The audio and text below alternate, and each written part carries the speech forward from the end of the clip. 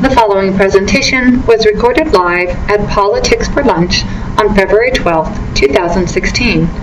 Our guest is Lisa Maatz, Vice President of Government Affairs for the American Association of University Women. The topic is national issues facing women and children.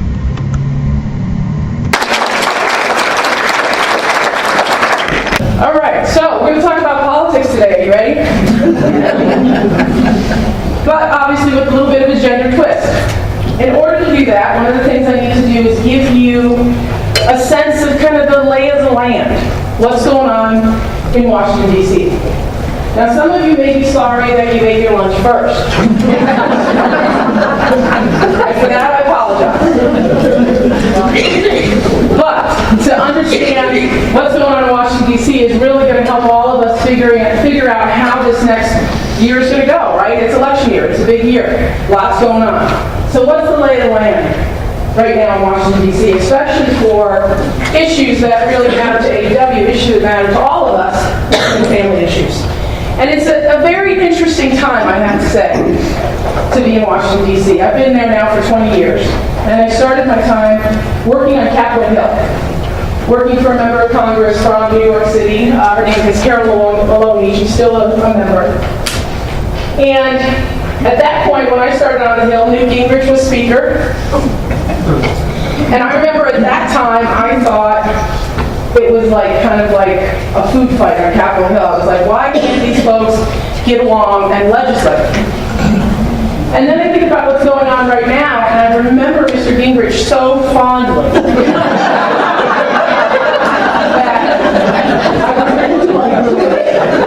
Go back to the day, quite frankly, in all seriousness, when we could at least agree on what the problems were.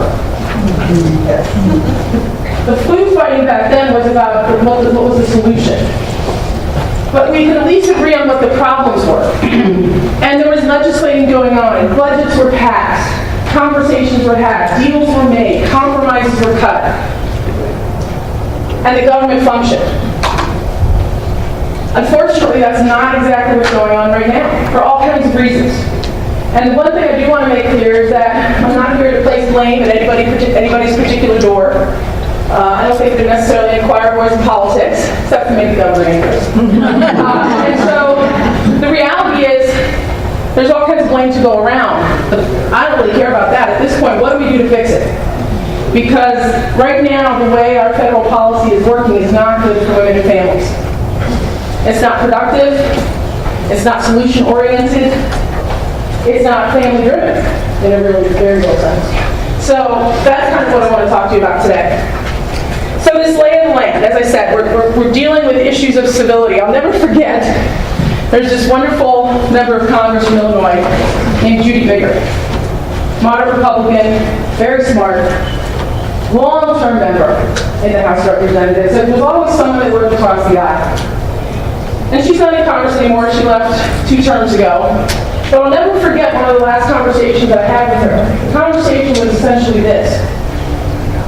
She and a member of the Democratic Party always used to throw what we call these civility summits, civility retreats, where members of Congress were supposed to get together and talk, get to know each other. Because the theory being, if you break bread with somebody, it's a lot harder to throw it at them. I'll never forget how, what's the right word, just disappointed she was. Because she said, we put together this civility retreat, so this would have been for 2010, between 2010 and 2012. And she said, we didn't have enough people to do it. Not enough members RSVP'd to actually make it a retreat and a conversation. And I thought to myself, that's the statement about what's going on. Now, there's all kinds of theories for why this is happening, right? Folks from the left like to blame Tea Party folks and how driven they are. Folks on the right like to blame folks on the left because they think that folks on the left want to spend too much money and don't care about debt. Here's what I think is happening. I think quite literally, just like Judy Biggert said, they don't know each other. Back in the day, back even as recent as the Carter administration, When members of Congress went to Congress, when they got elected, they moved to Washington, D.C. They lived there. They brought their families with them, right?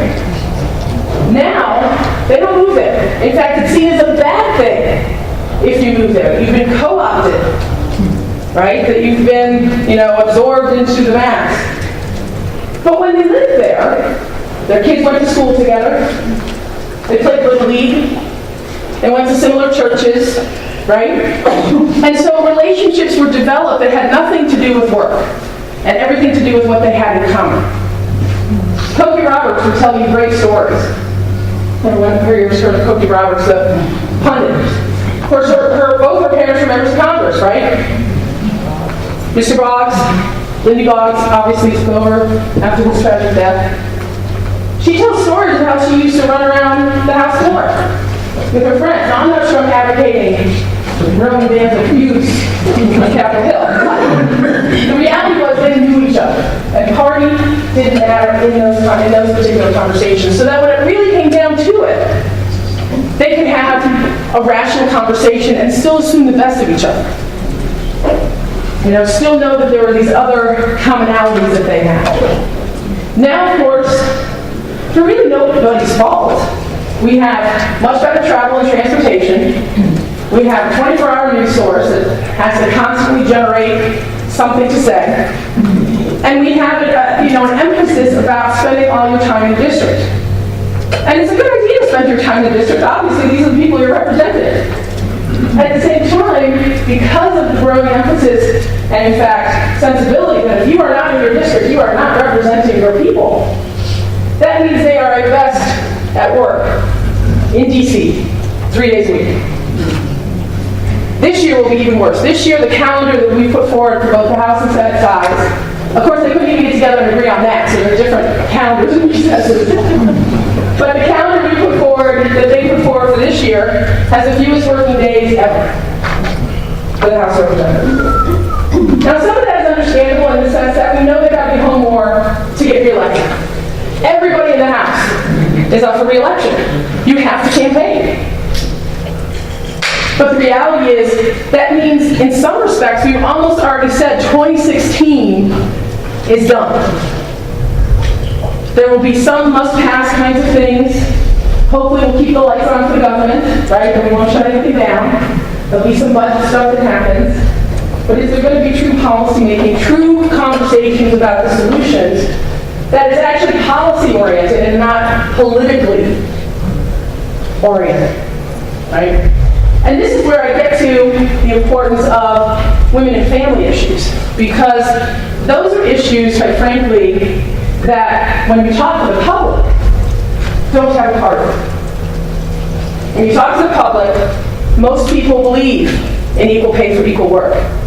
Most people think it's kind of crazy that half the people in this country have no paid sick days. Most people think that early childhood education would make a difference, not only in terms of our education system, but in our prison system. Right? So there's a lot of agreement amongst the populace, but it's not making its way up to Capitol Hill. The other thing that's been going on, of course, as we all know, is there's been an unprecedented feud between Congress and the White House. The White House and Congress have not necessarily worked well together. And again, there's all kinds of ways to go around. But what's been fascinating to me about the Obama administration is that even though they, in many respects, have been stiff-armed by Congress on a lot of stuff that they wanted to do, they've not necessarily been stopped. Because they decided to use the presidency in a somewhat different way. And a lot of you have seen this, I bet. So when I say this, it's going to make sense. The Obama administration has, especially for issues important to women and girls, have really used what we call rose garden politics to the nth degree. What are rose garden politics? This is the whole idea of the bully pulpit. Of knowing that I'm the President of the United States, and when I stand up to a microphone, people are probably sort of going to listen. Even if they don't agree with me, it's a visibility issue. It's a way to rally support. It's a way to fuel the conversation.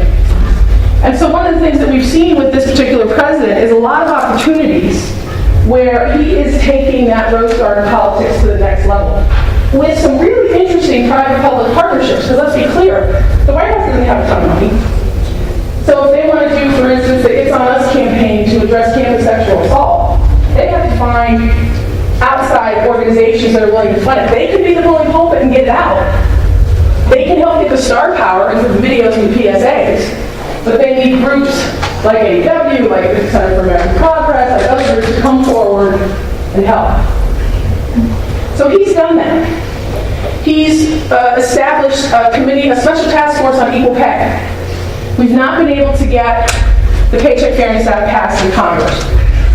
So since we've not been able to do that, he put together this task force that's multi-agency. So it's the Department of Justice and the Department of Labor and the Office of Federal Contracts and Compliance Programs, basically most of the cabinet agencies, to talk about what they're doing in terms of equal pay. What programs do you have? What laws are you enforcing? Where can we make sure we're not stepping on each other's toes? How can we collaborate, consolidate efforts to do a better job? And that's made a big difference. Under this president, we've had the strongest Office of Federal Contracts and Compliance Programs we've ever had. Now, what is that? Aside from being a great Washington acronym, this is forever known as OFCCP. What's so important about OFCCP? OFCCP basically ensures that anybody who has the privilege of a federal contract follows civil rights laws. If you don't get the privilege of the governmental address. You don't get your tax money, right? Now, that might sound like not necessarily a big deal, but in this country, 28% of workers work for a company that has a federal contract. So it's a quarter.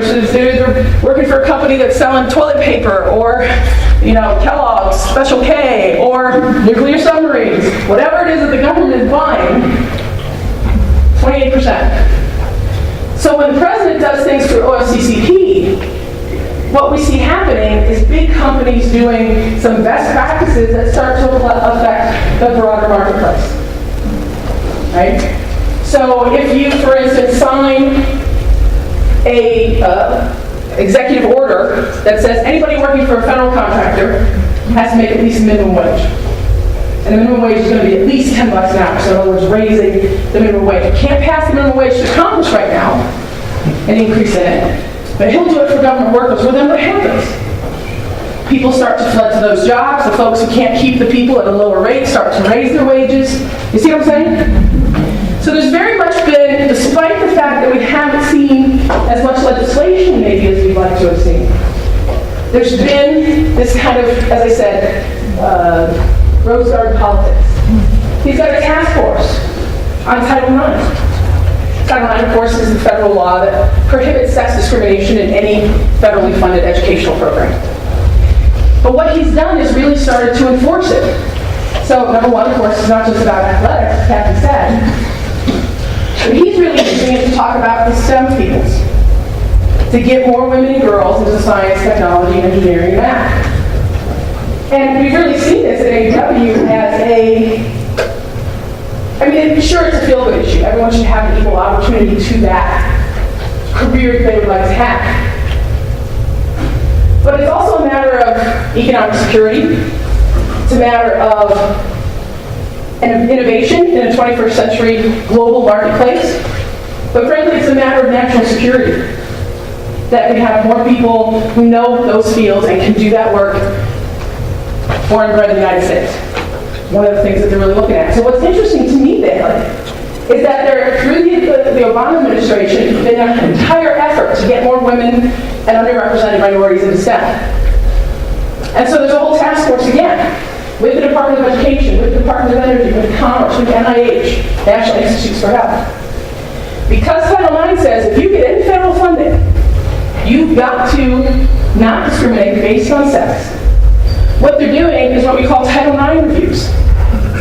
So if Joe Schmo, PhD at Boise State, gets a big grant from NIH to, look into mating habits of Canadian geese. And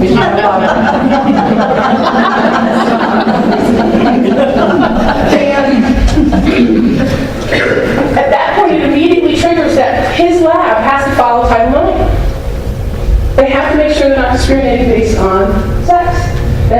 sure that those rules are in place and that's being followed. Think about how revolutionary that is to not just have Title IX, even though it's always been a holistic act. But a lot of times people just put it as athletics. It covers STEM. It covers campus sexual assault and other sexual harassment, any kind of sexual violence in the workplace. For access for pregnant and parenting students, right? So the fact that the Obama administration put together a task force with really no funds, it's other people who already have big day jobs, to come together and say, how can we work together, how can we make this right? So using, as I said, the bully pulpit within the executive authority that we have. The other thing that I think is really important is that's happened with the White House, again, as it relates to women and girls, is something that's also, I think, my political scientist friend from Boise State will know, Jackie, is something called the shadow presidency. And the shadow presidency is basically kind of the intent behind your political appointments, the intent behind the regulations that you not just adopt but enforce. So I'll give you a really good example. Obviously, every president is supposed to have the privilege to appoint their cabinet secretaries and a bunch of other political appointments within the administration. And who those people are matter. Because it's not just about who's in that job, but it's about their intentions behind what laws they're going to enforce, how they're going to keep things strong. Unfortunately, under the Bush 43 administration, Title IX was not a priority. In fact, the Assistant Secretary for Civil Rights at the Department of Education was someone who believed Title IX should be rolled back. So during those 8 years, even though the law was on the books, do you think there was a huge focus on enforcement? On technical assistance? Because by the way, we'd much rather do technical assistance and help you follow it to begin with than have to do an expensive investigation.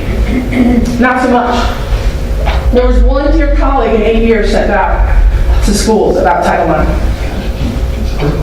One. Now, under the Obama administration, we have actually, sounds weird because it's a good thing, but a bad thing, more than 200 colleges and universities being investigated for mishandling campus sexual assault.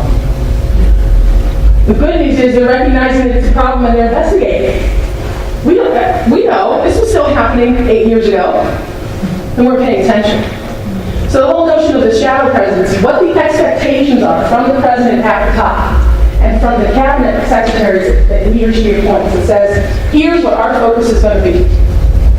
Remember that mysterious OFCCP I talked about? One of the things they're responsible for enforcing is equal pay amongst government contractors. When he brought in Pat Chu, and she's been there through his whole term, she created explicitly its own division on equal pay in federal contractors. They've had more technical assistance trainings that OFCCP had ever had before total in the last 7 years to help companies figure this out. She created her own division of equal pay because that was her mandate when president. Now what's going to happen when the presidency changes, right? Because the new president will come in again with their own interests and with their own politics and will maintain or change all of these things that I've just been talking about. That's where, when we talk about federal legislation versus Rose Garden politics or shadow presidency, it's important because we know laws are harder to change, right? You pass a law, you're going to have to try and do something to roll it back. If we're just talking about the fact that they're doing a great job at equal pay and OFCCP is because of that one person, and that one person does not get reappointed, what happens? Right? So when we're talking about the presidency, these kinds of things always make a difference. Let me give you another good example of how, especially the shadow presidency, has helped women and girls. We worked with the White House to put together a whole package of executive orders. And these are essentially memoranda from the president, actions from the president, directing various portions of the federal government to do certain work. And one of the things we were able to convince him of is to use, again, OFCCP. Y'all are going to be experts on OFCCP by the time you know it. To try and move the agenda that we have forward in at least that portion of the workplace. So we have an executive order that was signed that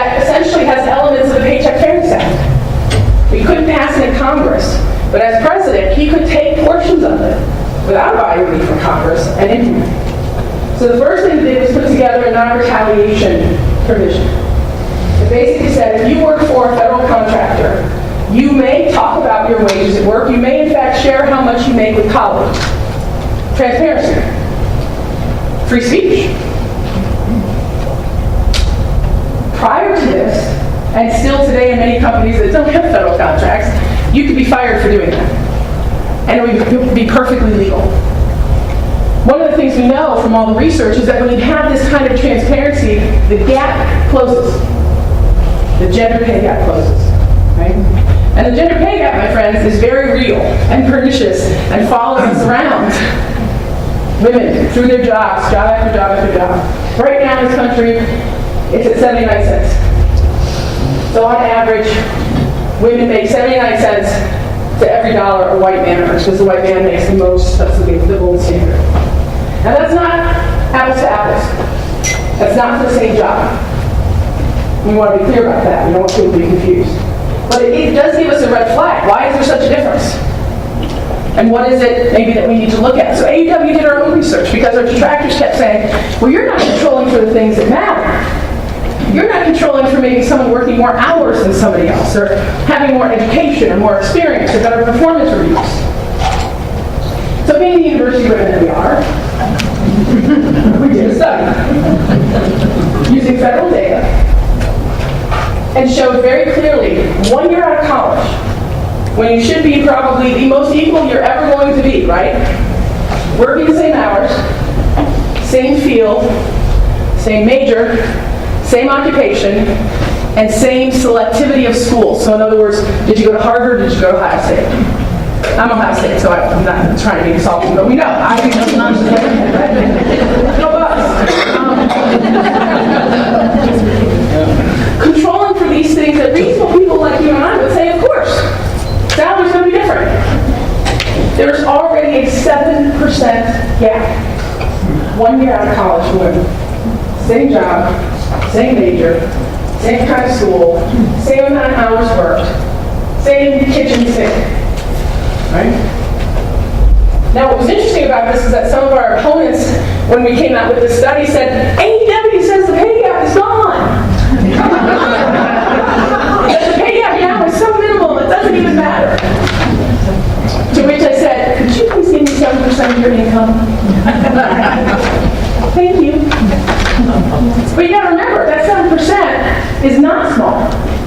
It's what your benefits are based on, retirement contributions, Social Security, all of that. And we know that even though women are more likely to get a master's degree, 10 years out, again, controlling for all that criteria, it more than doubles. So it's alive and well. And we try to control for it and explain it away in every way that we can, and we still have a gap that is unexplained, and that, my friends, is gender discrimination. So what did OFCCP do? They got these executive orders from the president that said you cannot penalize someone who wants to talk about their wages at work. That's part of why Lilly Ledbetter never knew for how long, for 20 years, that she was being paid unfairly. Everybody in here heard of Lilly Ledbetter? Yeah. Lilly Ledbetter is a woman who worked for Goodyear for more than 20 years. As she was going out the door in her retirement, she got a little note in her box that said she was making tens of thousands of dollars less than other, she was the only female supervisor at the time, than other male supervisors. Anonymous note. Because Goodyear had a policy that if you talked about your wages at work, you'd be fired.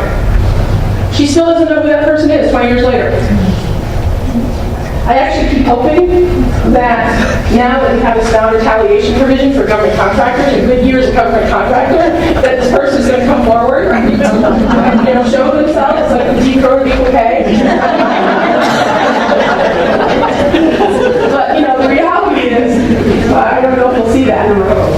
So now we have, at least with core of the workplace, guaranteed the ability to talk about their wages. That kind of transparency is huge. We also have an increased minimum wage for federal contractors. That's huge, and that's huge for women. Do you know that if we raise the minimum wage nationally to $10 an hour, that's not even the fight for 15 we're actually working on. If we raise the minimum wage to $10 an hour, that wage gap I just talked about, 79 cents, would be at 83. Just with that. Because the vast majority of folks on minimum wage are women. So the thing to remember when we're talking about women and family issues is a lot of issues out there are really disproportionately affecting women, even though we're talking about them generally, like the minimum wage. We also asked him to put together some data collection requirements. One of the things you know about equal pay is that you've got to have the data. It's all about the math. And girls can do math. It's all about the math. So that was something that just happened January 29th, when we had the 7th anniversary of the Ledbetter Bill at the White House. And basically what's going to happen now is that every employer, over 100 people, is going to have to report summary equal pay data by race, ethnicity, and gender. Now here's what's smart about this, though. This is the Washington folks outside the Beltway that don't have to deal with this kind of minutia MC, but that really makes a difference. They originally were going to do this through, you guessed it, OFCCP. But they decided not to, because here's what they did. When you make these kinds of regulations, when he signs an executive order that requires regulations to be made, there has to be public comment. Jane and John Doe get to be able to write to the federal government and say, here's what I think are your rules. And so they took federal comments on this idea to have OFCCP collect additional data. And while groups like AAUW liked it, the business community was not happy. And some of their complaints were legit. They said, why are we creating a whole other system to collect data? Can't we do it someplace else? This is going to be a whole new thing that we're going to have to learn, a whole new form we're going to have to fill out. Now, I know that some of them really just didn't want to do it, period. But these were their concerns. So we came up with an innovative solution, and essentially what we said is we're still going to collect the data, but now it's going to be 1, annually. 2, it's going to be through the EEOC, the Equal Employment Opportunity Commission, because they already have a form that you do annually. You already have all this data, Mr. Businessman. You just have to actually put it now in a form you're already doing, using the database you already have and the reporting mechanism that you already have. Slice the cost of implementation and business burden down to virtually nothing. So that rule is coming out here pretty soon. Now here's where it gets sticky. This is obviously the last year of President Obama's presidency. And any president, when they hit that last year, runs into a wall. Sometimes people call it lame duck. The lame duckification, is that a word? Of the president, right? But it's not just about the fact that people know he's not running for office again, and that's not a factor. It's about other things that are essentially the everyday work of the presidency that get mired down in the politics of the day. I'll give you a really good example. Right now, in the United States, there are, at this point, 34 benches, 34 judicial nominees that are considered to be emergency vacancies. In other words, these are judges that have left, and that docket is now full to brimming, and they are desperate for a nomination, a judicial nomination to be confirmed to take over that seat and start hearing those cases. That's the highest number on record.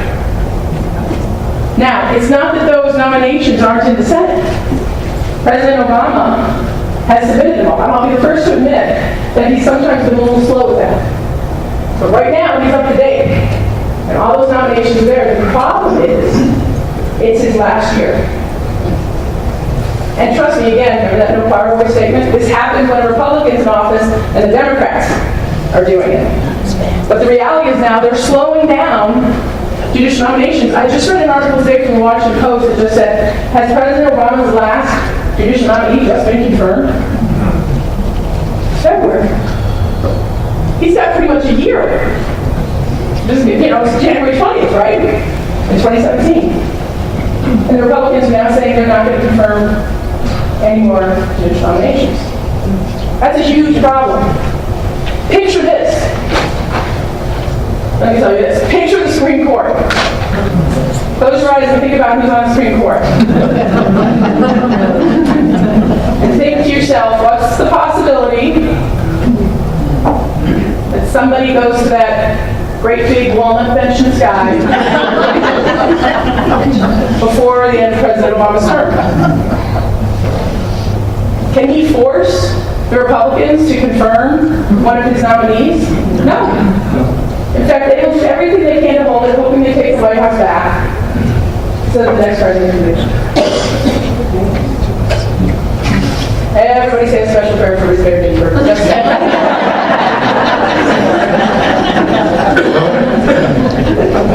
The other thing that's happening now, of course, is all about these regulations that I was mentioning. Because the farther the president gets into the last part of his term, the more Congress starts to invoke it's the Congressional Accountability Act, which is basically their right to review these regulations if they don't like them. Well, especially on the House side, they've not liked a whole lot that President Obama has done. So the reality is he's still got a lot of regulations that have to come out for various things that we're not even sure are going to make it through. And again, he's still got a year. He's still got a year. And I would say this, if it was a Republican president, you can't just stop the works. You can't just stop the job. You can't just stop a third of our constitutional democracy and say, okay, you're done. It's all great from here. Vacation. Now the other problem, of course, that we're going to have is that some key positions are going to be empty. People are starting to leave. Right? Because they're looking for that next job. So you put this all together and it makes this year tough. Because even if you want to do good policy, you've got politics in play. And you've got the whole notion of the length of vacation. You can quote me on that. I won't let my mom see it. You can quote me on that. Of the president. So now let's couple that with some other things that also have huge impacts for the issues that we care about in terms of women and girls.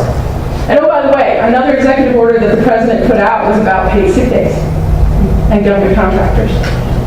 That they have to have at least 5 earned, not just given to them, you earn them over time, like everybody else, earned paid sick days for government workers.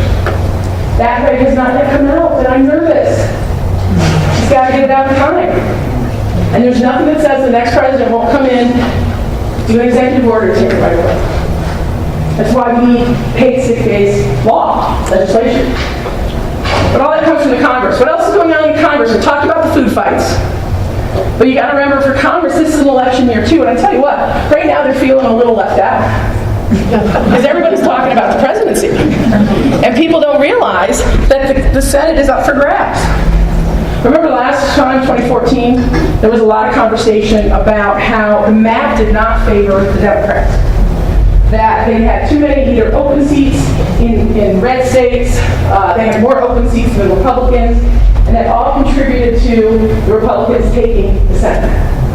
This time around, it's the same narrative, but it's flipped. It's a bad year for Republicans. There are a lot of blue states with Republican senators. And so the road to taking back the Senate for the Dems goes through states like New Hampshire, Kelly AI, Illinois, Mark Kirk, Wisconsin, Ron Johnson, right?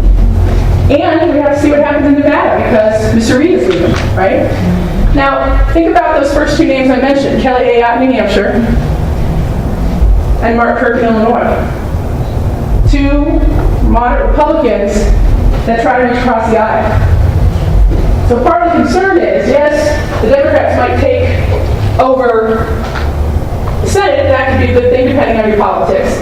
But who are they going to have to talk to on the other side of the aisle? They're beating the very deal makers. It was the same thing with what the Republicans did in 2014. Right? They beat Blanche Lambert Lincoln, and they beat, from Arkansas, Mark Pryor. The very people they talked to. So we've kind of the system itself. Now, the other thing you have to remember is that on the House and the Senate side, of course, the Senate side, only a third of them are up. But on the House side, everybody's up. That's 435 seats plus 5 territories. 440. Believe it or not, only 23 seats.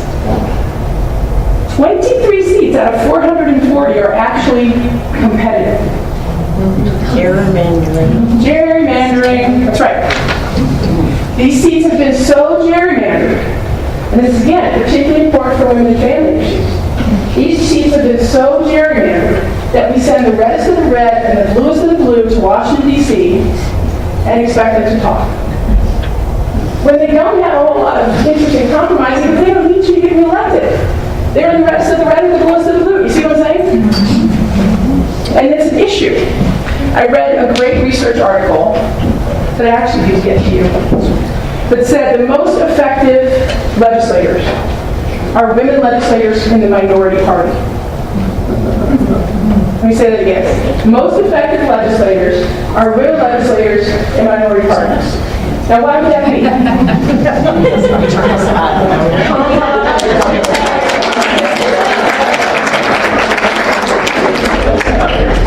I will tell you truthfully, from my perspective, in terms of working on women's issues as a staffer who used to work with the Women's Caucus on the House side, it's the only bipartisan caucus left that truly still works together.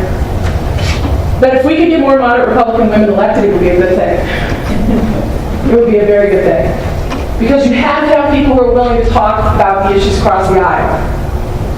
And that gerrymandering thing needs to get taken care of too.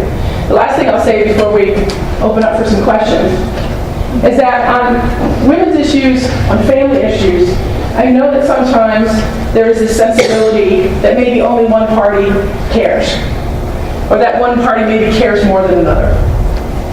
The reality is, for those of us working on these issues, we can't have one party ignore us and the other one take us for granted. We need both of them to work with us. We need both of them to know that, just like my mama said, we brought you into this world, we can take you out.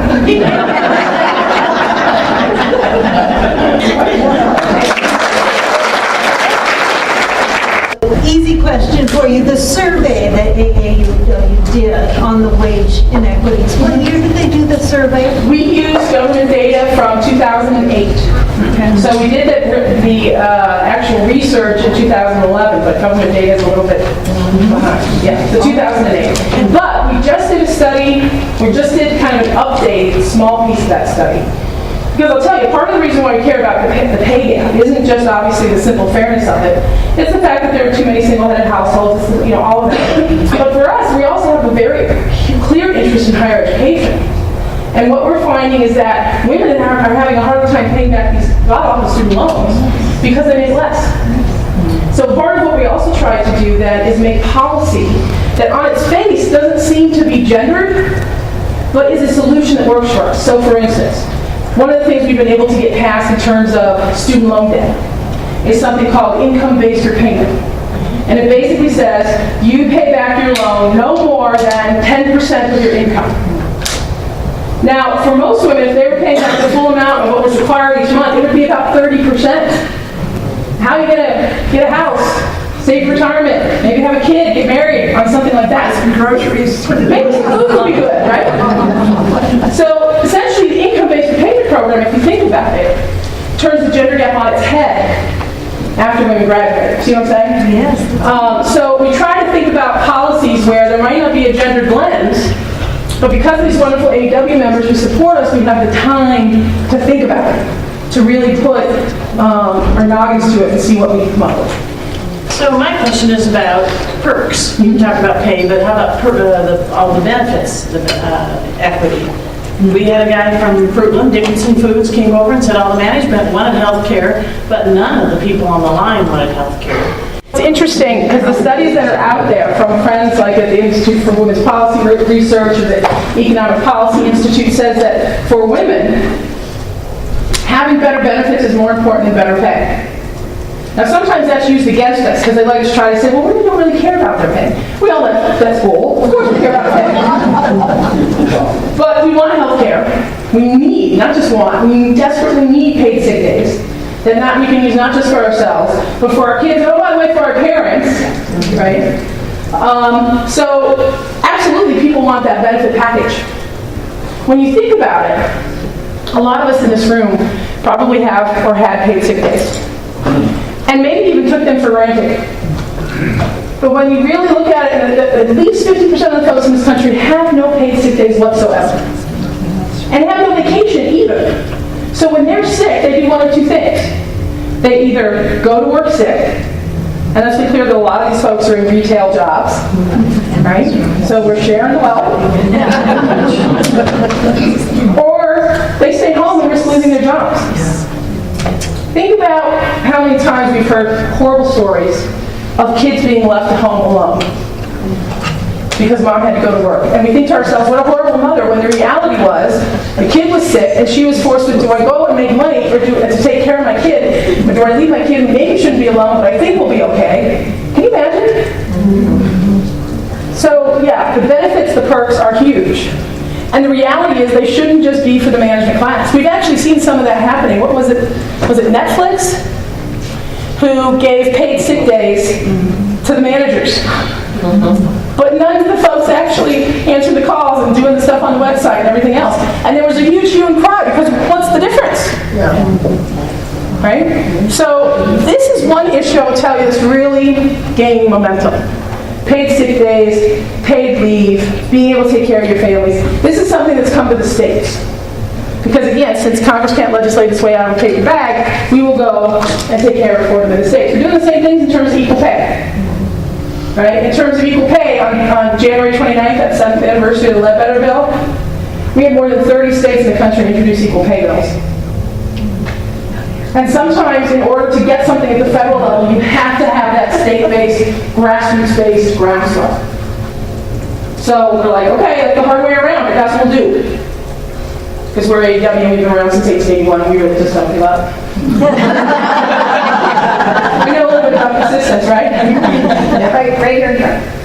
One of the issues that I've heard about within our state legislature, and that is that anyone who's trying to support a bill that may be bipartisan are very much brought into line by being threatened with being primaried. That's right.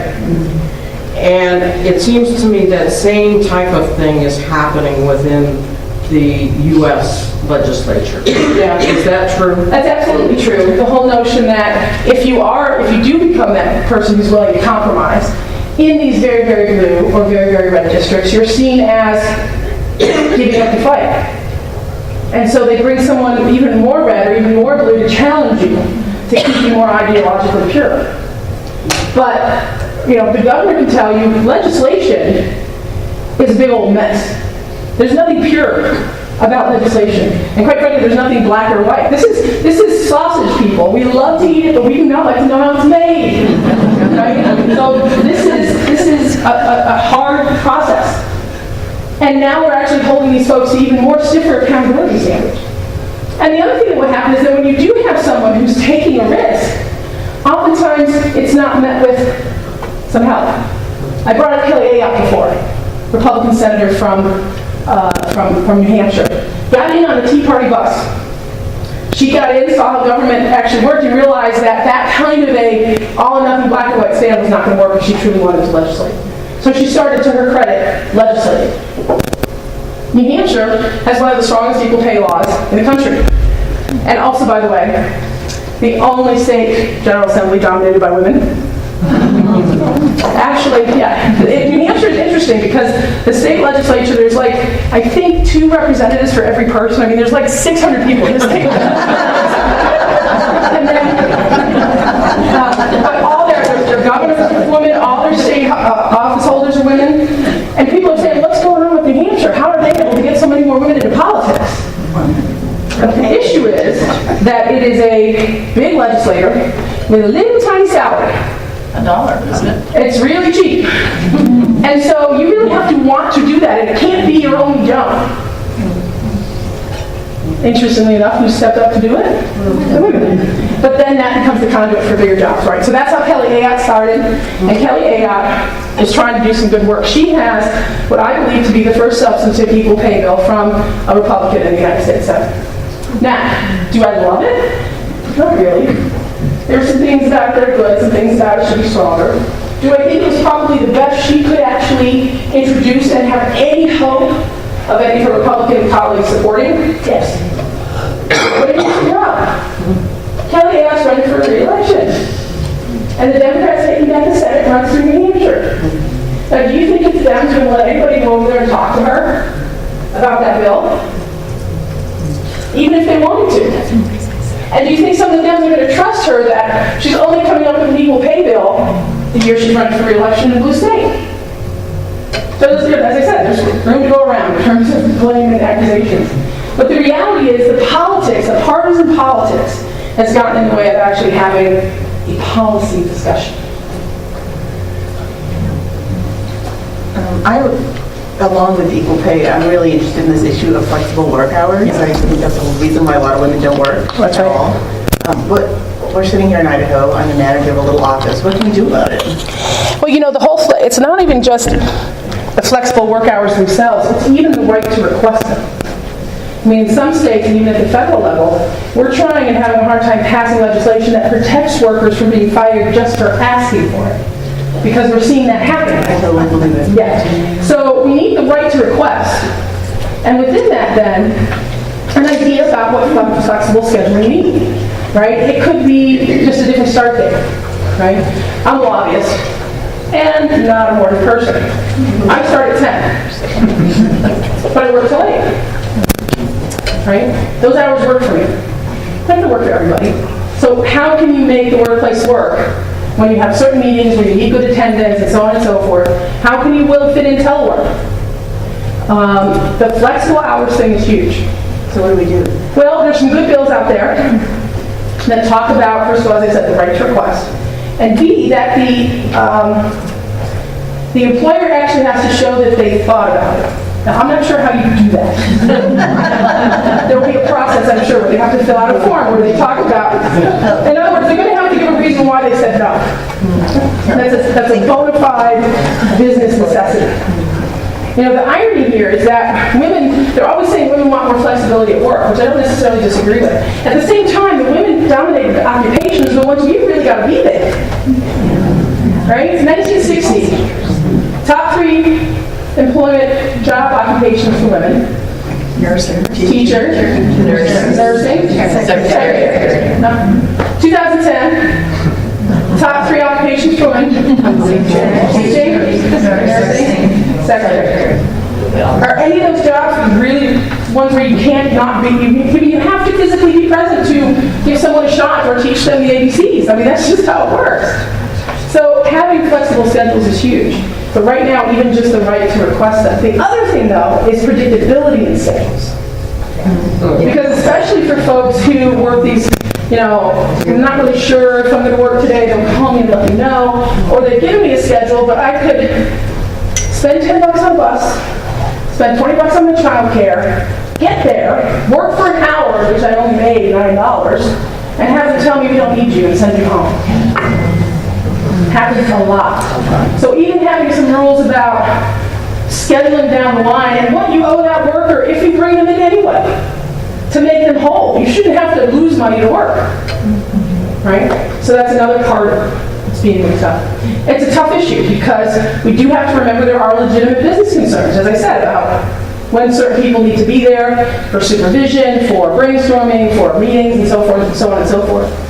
But there's a lot more flexibility there than some of our business friends want to see. Yes?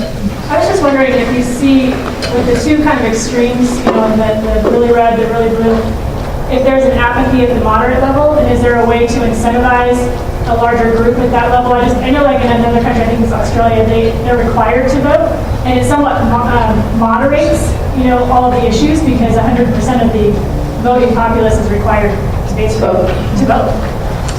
Well, you're talking about a really radical concept, and that is the notion that we actually want people to vote.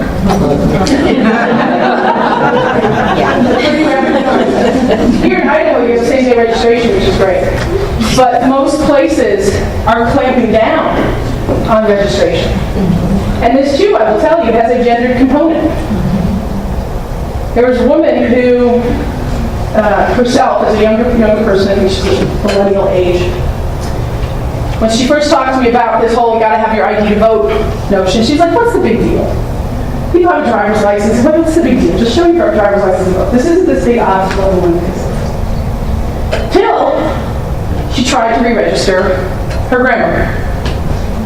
Because one of the things that happened in a lot of states was they purged the polls. They purged the registrations. So that you had to re-register even if you thought you were registered in good standing. So she takes her grandmother down to the Board of Elections and wants to register to vote. This is a woman who has never missed an election. Voting is habit forming, and she definitely is an addict. Right? She has never missed. They wouldn't take her registration because she didn't have a birth certificate. Now, this woman was born in Tennessee at a time when they did not have birth certificates. So she got a note from the Secretary of State in Tennessee saying, we didn't have birth certificates then. Now remember, this is someone who's voted in that same precinct for the last 50 years. They have all their signatures on file, whatever. This is not a great mystery. So they go back with that letter in hand, think this is going to be okay. They said, well, if you could find a witness to your live birth.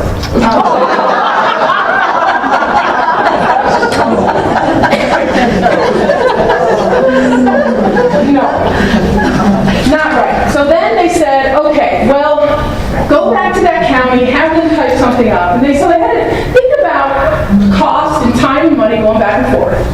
Now they had to go and pay a fee to Tennessee to kind of mock up a birth certificate. So that birth certificate comes. She goes back in to register with that birth certificate in hand, and what do you think they said? It doesn't have her name on it. It has her maiden name on it. Now this is trip number 3 to get this woman registered. So then she had to go get her marriage license. And she had unfortunately had her house burned down, so she had to apply and pay a fee, which is not cheap, to get that marriage license. Then she finally got that marriage license. She handed it in. So this is probably at this point about $150 in fees, plus gas, plus time. And she hands it in and they gladly register her. But of course it's past the deadline for her to vote in this election. Right? So it's a very radical notion to want someone to vote.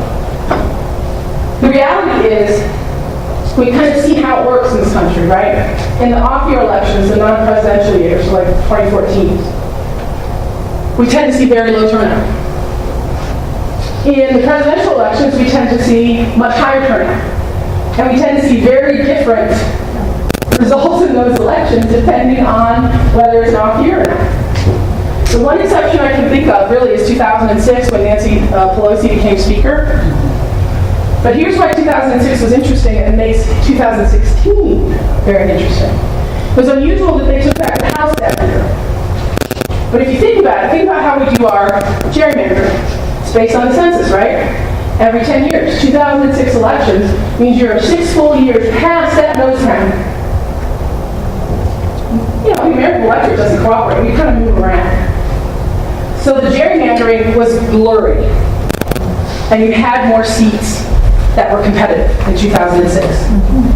I wish I could say that's what's going to happen in 2016, but because if you remember in 2012 and 2014, there were still lawsuits about gerrymandering and redistricting. So a lot of them are just brand new districts in 2016. We need same-day voter registration. We need open primaries.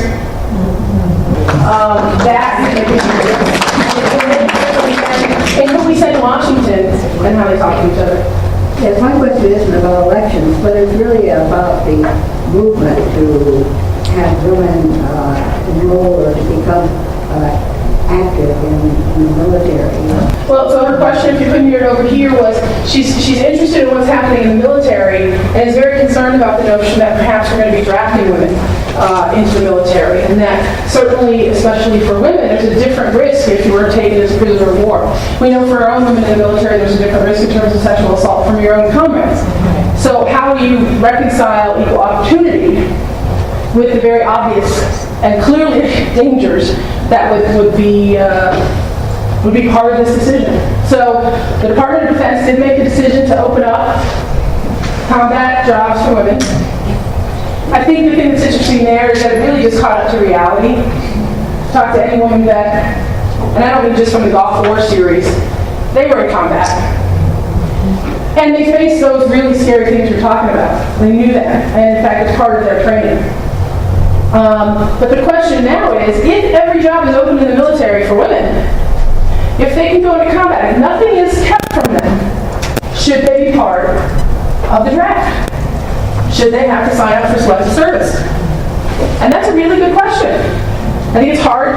I mean, it's going to be something that Congress is going to have to wrestle with, right? Because on the one side, you have the equal opportunity, and if you want access to that, then you have the same responsibilities. I'm sure they'll be looking at some of the other countries that have mandatory service, like Israel, for a model of how that might work. And on the other side, you have the very real evidence that women in the military are not safe necessarily even from their own comrades. And how do you deal with that? Possibility that if people see women being drafted, they will change their policies about what things we get involved in. So the comment here is very interesting to me. She says, if we see women being at least available for the draft, subject to the draft, that it might start to change societal attitudes about what women are capable of and what our rights are. And that's a very interesting one to me, because when we talk about equal pay, one of the things we get thrown at us all the time is, well, men work in more dangerous jobs. Men die on the job more than women. And of course, I very much then explain to them that women are much more likely to die on the job at the hands of their partner than but men have more dangerous jobs. Well, I have a couple of answers to that. Number one, there's a lot of women who would like to have those dangerous jobs because they pay more and don't get selected because they're women. Number two, I don't think we should have a problem with paying people more for taking more risks. That's something we value in this country. The issue is, though, you can't assume that women aren't willing to take the risk any more than you should assume that men are. There's a flip side of both of these coins, right? All this family stuff that we're talking about is for men too. To be able to be part of their families and not be discriminated against or discouraged at work because they want to have an afternoon off to go to a ball game. Right? That's not good. Anyway, you guys have been great. Thank you so much. Politics for Lunch is presented by the Andrus Center for Public Policy, a nonprofit organization within Boise State University's School of Public Service. Our mission is to explore and promote the public lands and the environment, education, and leadership. You can learn more at andruscenter.org.